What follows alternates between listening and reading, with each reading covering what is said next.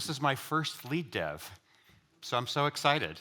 I'm going to tell you today about the achievement that I'm most proud of in my entire 38-year professional career, and then I'm going to tell you why I got fired for it. So this talk is about, I've been at eBay twice in my career, first for 7 years as an individual contributor back in the early 2000s, and then most recently as chief architect and VP of platform engineering between 2020 and 2022. And that's the story that I'm going to tell right now. So title is, we doubled engineering productivity, which we totally did, and that's the thing I'm really proud about. But the thing that got me fired, I guess, is that we weren't able to change the pathological organizational culture of the company. Okay, so let's see. Who's heard of eBay? Raise your hand. Keep your hand up if you have bought or sold something on eBay in the last year. That is the problem. Okay, so in the last 20 years, I mean, eBay's been around since 95, but in the last 20 years, it's basically been a flat business. So the sum total of goods and services transacted through eBay, what's called the gross merchandise volume, was $50 billion US 20 years ago, and it is now just under $75 billion US. You're like, okay, well, that grew by 50%. Well, Randy, what happened to inflation during those 20 years? Well, inflation grew 61%. So actually, if you spent $1 on eBay's market, which you kind of couldn't, and then you waited 20 years, you would get 91 cents back. And then you'd say, well, gosh, Randy, didn't US e-commerce grow a lot during that period? Well, as a matter of fact, it did. It grew 9x or 6x in constant dollars. So if you compare the two in constant dollars, so let's hold the cost constant independent of inflation, a dollar bet on US e-commerce would return $6 20 years later. That's a decent return. eBay would return a loss of 9 cents. This was known when I was back there at 2020, and these were the words that the CTO told me. He and I had worked together my previous stint there. We both had different roles, but he said this. He said, look, Randy, you went out and you did Google and you did Stitch Fix and you did some of these other things. I need you to come back as chief architect and help bring eBay into the modern world of software. And that's a pretty big challenge, so I was up for it. And here's what we were looking at. So eBay had about 5,000 engineers then. It's roughly the same now. 3,000 in what they call core products, so like customer-facing and all the back office stuff. And then 2,000 engineers, what they call core technology, which is essentially all the platform and infrastructure. And eBay runs and operates its own data center, so like that's why there's quite a number of engineers that are associated with that. What we were seeing was multi-quarter initiatives that typically and commonly would involve 50 or more teams. We had 4,500 applications and services active in production. On average, the deployment frequency of those applications was once or twice a month, and the lead time for change was 10 days. So what's lead time? That's the time from when a developer commits her code to when it actually shows up in production, serving value to customers. Okay, so there's a lot of work to do here, especially if you're going to wear the chief architect hat. So we started this initiative that we called Velocity, which we wanted to speed up in a good direction, and that's Velocity.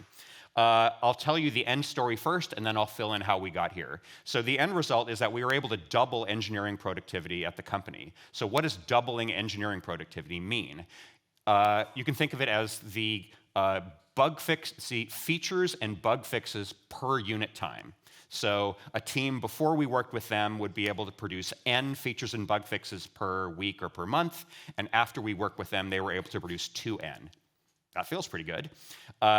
Along the way, the DORA metrics improved quite a lot. So the deployment frequency improved 10x. So we went from once or twice a month to daily deployments for most of the applications. Lead time improved 5x from 10 days to 2 days. And we weren't even focused on the stability metrics of change failure rate and MTTR. But as the Nicole Forsgren's research in the Accelerate book and in the Frictionless book would tell you, by improving the speed metrics, we also improved the stability metrics as well. So if you want to look at the Accelerate or DORA metrics, we were a very solid medium performer. Before we started this work, that's 35th percentile.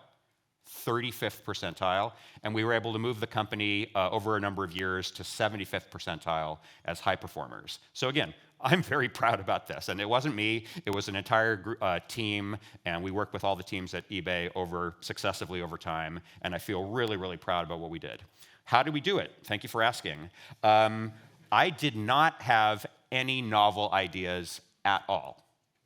No novel ideas at all. We were simply executing a very standard DevOps transformation playbook, where the mental model is go and talk to the teams that are actually doing the work, ask them what their bottlenecks are in order to be able to go faster, fix those bottlenecks, right? So the cycle was simply, hi, what's your current reason that you can't go faster? And they are legitimate reasons. Let's work together on releasing that bottleneck. Then, as somebody once said, once you solve problem number 1, problem number 2 gets a promotion. So we focused on identifying and removing bottlenecks. So many of the teams were bottlenecked on build time, test time, startup time for the applications, obviously PR validation times, right? Code reviews. That's a big chunk of everybody's time, particularly now. We invested heavily in the common staging environment. We automated everything we could automate. So we automated upgrades of dependent software. We automated testing, as I hope you all are doing now. We automated the deployment process, which had been partially automated, but still required a human to click buttons to move things from stage A to stage B to stage C. And we automated the measurement of what we call site speed. So that's user experience latency, right? So you're using one of the pages and automate the collection of data about the latency that the users experience. And then it wasn't just technical changes. In fact, some of the most meaningful changes were changes in how teams operated. All right, every day after the morning stand-up, do all the code reviews that are open. Streamline the interrelations between teams. I produce a library or a service that other teams use instead of coordinating back and forth individually with my customer teams about, can you test with my new version? We did some more automation around that, so on. How we worked. This was new. This was new to eBay. We collaborated. So I came in, I didn't say, but I worked on the platform side. And so, our customers were those other 3,000 engineers that served essentially all of you. And this is not unique to eBay at all, but there had been let's call a fractured relationship between the platform area and their customers. So the platform people are like, well, we keep releasing new versions of the framework and nobody uses them, and why not? And the customer teams are like, they keep producing new versions of the framework, forcing us to upgrade, but they're not solving the actual problems that we have. And so lo and behold, we had this crazy idea that we should take the people that want the software and the people that produce the software and put them in a room and talk about it. And it turns out, both sides are kind of nice, and those conversations go really well. We did that also at the leadership level. So I didn't, by myself, lead this initiative. I had another co-conspirator, partner in crime, who was on that product side, and he and I met together every single day to unblock each other and help each other out to make sure that we were entirely aligned. We did what I call an embedding model, where we brought really senior individual contributors into my central platform team, and then in my phrase, I would send them out into the provinces to go help pair with teams, on the product side, help to understand their problems in situ, bring those thoughts back to the platform team so that we could solve them in place when that's possible to do, et cetera. And one of my actually the very best individual contributor engineer that I've ever worked with is in the audience here. His name is Justin Abrams. He was the best guy of one of those embedders. And again, platform and product engineering working together. So again, daily leadership stand-ups at the VP level. We had a weekly team of teams meeting where a representative for all of the teams that we were working with at any moment would come. It'd basically be a stand-up. So they'd say, what did we do last week? What are we planning to do this week? What are we blocked by? And that engendered a lot of collaboration. So one team said, hey, well, we put this process in place in our team, and we made our code reviews a lot easier because we did them all at the same time or whatever, and other teams were inspired by that. And I built a little tool to hassle people when you're waiting on code review, and so, hey, can I have that tool? So it was very collaborative between product and the platform side, but also laterally among the product teams and among the platform teams. And then we did a monthly operating review with executive leadership. So how we worked, as I was mentioning before, is a very standard cycle. This is called the Deming cycle. W. Edwards Deming was in the 1950s, and he was the American after World War II that went over to Japan and helped out Japanese manufacturing and auto stuff in particular to like rebuild and be the absolute best manufacturers of things on the planet. So we used the DORA metrics as the outcome metrics, so those were the things we were trying to drive. The input metrics were a bunch of things that Google has identified as what's called developer friction. So like we instrumented the entire deployment and development process in a very detailed way, and we could then see, take a global view of what all 3,000 engineers were struggling with, and we would look at how we could make improvements in those bottlenecks. And we had a dashboard that showed the DORA metrics and other associated metrics for every application, rolled up to every team, rolled up to every organization, rolled up to the company. So great visibility for everybody to see, be inspired by teams that are doing really well, and then offering help to teams that were still struggling with legacy and various other things. And again, the iteration loop is simply, what is the next bottleneck we might want to remove? We try something as an experiment. If it's good, we continue to do more of it. If it doesn't work, we back up and we try something else. A very simple plan, do, check, act. This is the Deming cycle. Okay, here was the conversation that I had as chief architect. I would say, hi, I'm your friendly neighborhood chief architect, and I see that you're deploying your application, once or twice a month. Okay, great. Imagine that I told you have to deploy your application every single day. Tell me all the reasons you can't. And they're like, okay, how long do you have? And do you want the whole list, Randy, or just the top 150 items? And that was great. I mean, and as soon as we started talking with more than a handful of teams, we started hearing the same things over and over and over again. And as the owner or the leader of the platform team, I was able to say, great, those impediments that you told me are exactly my team's backlog. Your impediments are my backlog. Cool. And we had so much fun. We genuinely had so much fun. It's fun to win, right? It's fun to make regular progress. Teams were inspiring each other, as I was mentioning. And again, teams, often the mental model was platform teams produce tools, product engineering teams consume tools, but hey, turns out product engineers are engineers too, and they're capable of writing scripts and tools and all sorts of other stuff. Of course they are. And so teams would often solve their own problems and then laterally share those solutions with other people. One thing that's critical in the eBay culture was making it safe even for teams to say that they were struggling. So psychological safety is very important as an individual human in your team, as an individual human in your family and in your community, but it's also equally important sort of at the team level within the organization, if that makes sense. And the other aspect of partnership that was super important is in the organization that I was in were lots of teams that most other people would see as bottlenecks, right? So like, oh, I'd go faster, but except for the security team. Okay, great. Let me go see if we can automate some of those security reviews. Well, I'd go a lot faster except for the compliance team. Oh, great. Let's automate SOX compliance. Let's automate segregation of duties management, blah, blah, blah. I'd go faster except for the accessibility checks. Okay, great. Let's do the accessibility checks in parallel or make them cheaper. I'd go faster except localization and translation bottlenecks me. Okay, great. Let's do those translations in parallel. Get the English out first, bring the other ones in later. So just thinking holistically and at a system-wide level about taking a bottleneck that's slowing us down and seeing how we can make it go away. And then for at least most of the 2 years that I was there, we had strong executive support. The CEO would continually say at all hands of the entire company, this is the most important project that we're working on. Randy, can you and your team please go faster? Okay, no pressure. We also presented, my partner and I, to the board of directors as well, and it was mentioned in some of the quarterly earnings calls. How we did it is we didn't start with everybody all at once. Instead, we started with a set of 10% or so pilot teams. It started out with 10 teams. Other people heard that it was pretty cool, so 5 more teams shoved their way in, so we started with 15 pilot teams. We worked with them throughout the entire year of 2021.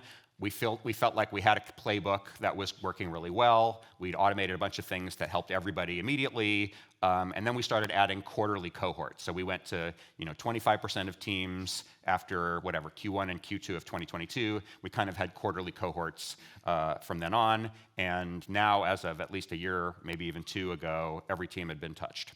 Again, Strong focus on automation, so regularly deploying every app, even if the code hasn't changed, because you need to check your deployment process, dependencies that may have changed, et cetera. And we also automated what we called a patch pipeline, so updating infrastructure libraries, again, updating things for CVEs and vulnerabilities and so on, just a regular cadence of making updates to software that is in production.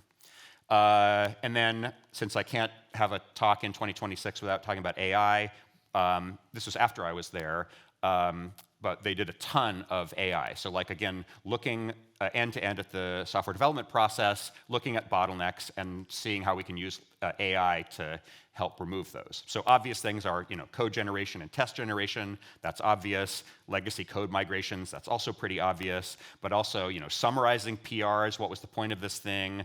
Automated code review ahead of humans reviewing it. Cycle of looking at pipeline failures in the CI system, diagnosing them, producing an RCA, fixing them automatically when that's possible. So just really leveraging AI as much as we possibly can to remove bottlenecks and streamline the process. The other thing we did that was that made me super proud was we went from, when I arrived in 2020, eBay's iOS and Android apps were being released once a month, and now they're released once a week, but we could do them in one day. And there was a lot of work associated with re-architecting things, working on the release process. And one of the most skeptical person about this transformation was my mobile release manager. Wonderful guy, quite a character. And he said, I said, look, let's try to get to weekly releases by the end of this year. And he's like, Randy, can't be done. I'm like, let's give it a go. And then when I connected with him recently, he said this.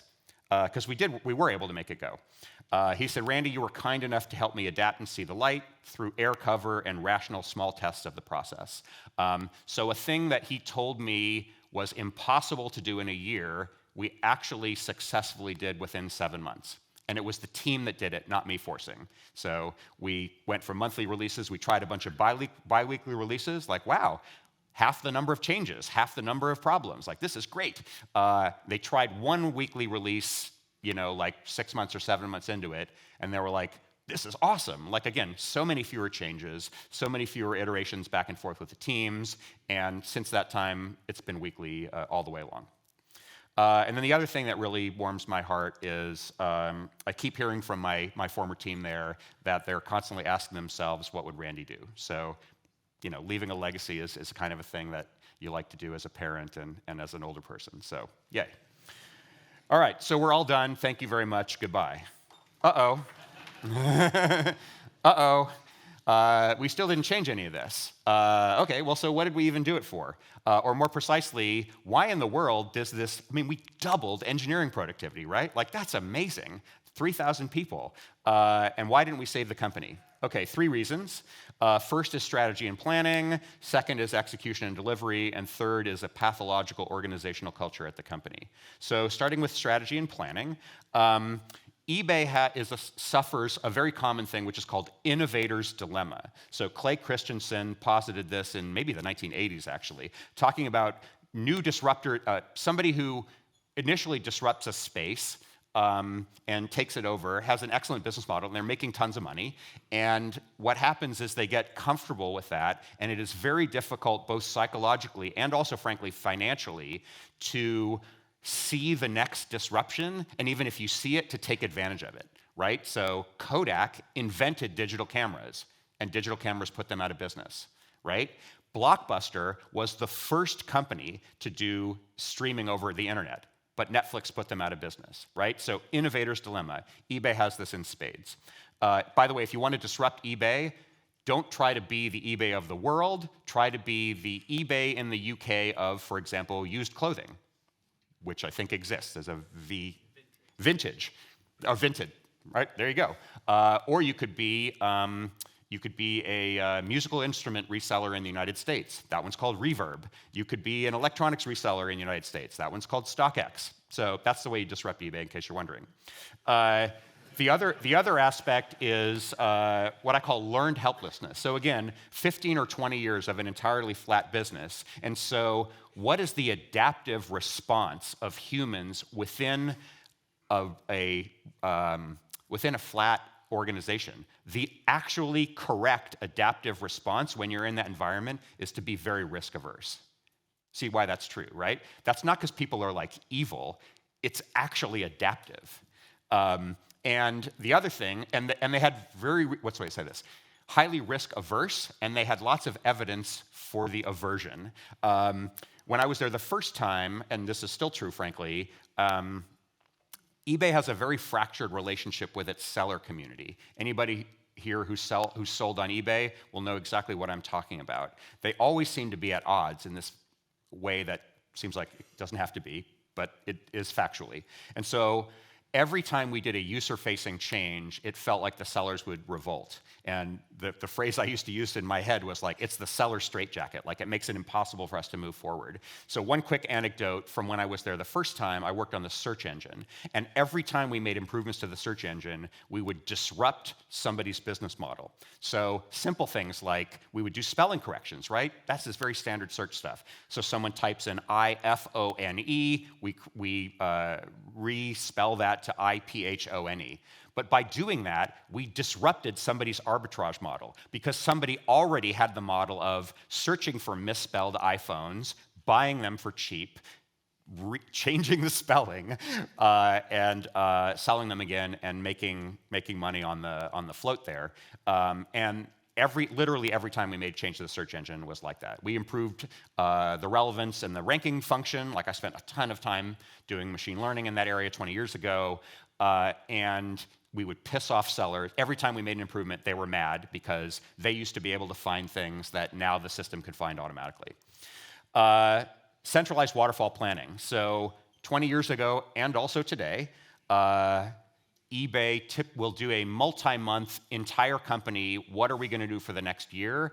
I don't work there anymore, but I suspect that they've already locked in their 2027 plan today in June of 2026. And then success, in quotes, is, okay, we have this plan, and I'm going to execute to that plan, and as an executive, I get praise and incentive and bonus for executing to a plan that we agreed to 18 months ago.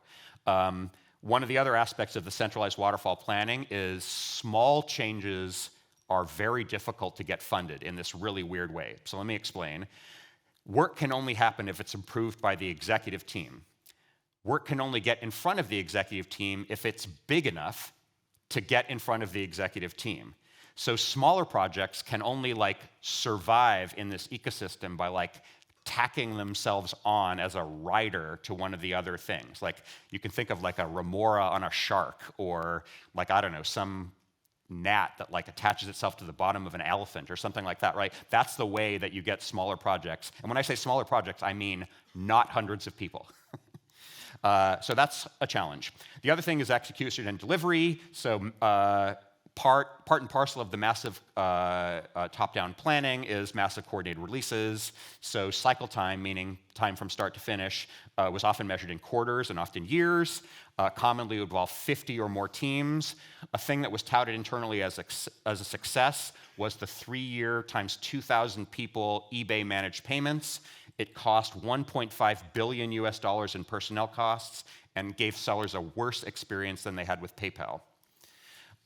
It's a feature factory. So again, in a flat business, as an executive, I really don't want to tie my bonus to improving the revenue line. Instead, I'd like to tie my bonus to, I told you I was going to execute these 10 things, and I did execute these 10 things. Last and most importantly, organizational culture. So anybody who attended Nicole Forsgren's talk yesterday evening would have heard her mention the Accelerate book. She's the primary author. Very briefly, there are 3 types of organizational cultures: terrible, okay, and great. eBay is in the terrible, called pathological, fear, threat, risk aversion. If something bad happens, you look for somebody to blame rather than something to fix. And the science behind this book, and also behind her book Frictionless, shows that if you tell me what somebody's organizational culture is, I can predict their software delivery and engineering performance, and I can also predict their organizational and business performance. A direct predictive line between terrible culture, terrible engineering results, terrible business results. So culture of fear, very highly predictable, highly political rather. And then as I was mentioning, the executive team, it's like a Game of Thrones, right? Like I'm trying to, like it's a zero-sum game. So like I'm trying to edge you out and like take over, more people, more scope, and anything that I get comes away from you. It's quite pathological, right in the name. eBay thinks of itself as exceptional, and in many ways it is, but the reality is, particularly in technology, like eBay's data centers are just like everybody else's data centers, eBay's software is just like everybody else's software, but there's this long sort of internal resistance to things that aren't invented here. Again, that top-down waterfall thing also has impacts in the culture. So again, if you have this 18-month plan that has been decided on 18 months ago, then almost by definition, as you're going along and iterating, you can't take advantage of those learnings. Does it make sense? Like, well, I'm going to execute this plan. Well, like, what if the plan wasn't great? Like, we know more things now than we did 18 months ago. And we had a fantastic experimentation system from a statistical perspective, but the experiments were mostly used to confirm earlier biases and earlier predictions, not to learn and change. The reason why I'm not there is because I had a run-in with somebody who'd been there for a long time. I will never name this person, it's fine. In that person's organization, it was not a culture of fear, it was a culture of terror. This person accumulated an empire of 700 employees and contractors to more or less build the product page. And the thing that was my naivete, even as old as I am, is I ended up saying to this person's boss, because he asked me, why is this re-architecture project taking so long? And I said, because it's waterfall. And I have proof of it that it's waterfall. And the fact that we saw that it was waterfall meant, great, now I can help. But again, in this pathological culture, calling somebody out is bad. In fact, it's so bad that you want to make that person that called you out go away, which exactly happened. And then that person was let go 6 months later. So karma happens. What did I learn? And I'm sorry I'm going a little bit over, but we'll be done. Just like Silicon Valley, the TV show, change comes from the top down, and also successful change needs to be top down and bottom up, and also middle out. And what do I mean by middle out? The opportunity that I have, if I needed to do this again, was getting more buy-in from my peer VP leaders, right? I had great buy-in from the CEO and the executive team, move faster, and I had great buy-in from the grassroots teams. Thank goodness, finally, you're removing all of my bottlenecks.